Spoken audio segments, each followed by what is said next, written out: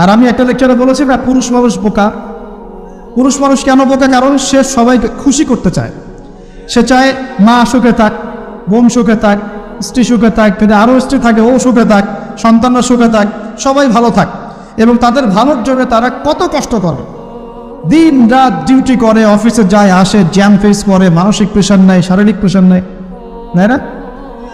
অথচ এই কষ্ট কিন্তু মহিলারা বোঝে না। বোঝে? সবাই বোঝে না। আছে অনেক ভালো স্ত্রী আছে, কিন্তু সবাই কিন্তু বোঝে না। মনে করে যে পুরুষ মানুষ মনে হয় ভোগবাদী, খালি মেয়েদেরকে ভোগ করতে চায়।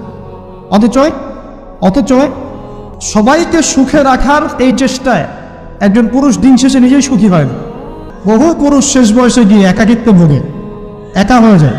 হালাল রিজিক হয়েছে, একটা নেককার পরহেজগার মেয়ে দেখে বিয়ে করেন, ব্যাস তাকে নিয়ে দুনিয়ার ছোট্ট জীবনটা কাটিয়ে দেয়। আর জান্নাতে তো হুর করে অপেক্ষা করছে ইনশাআল্লাহ।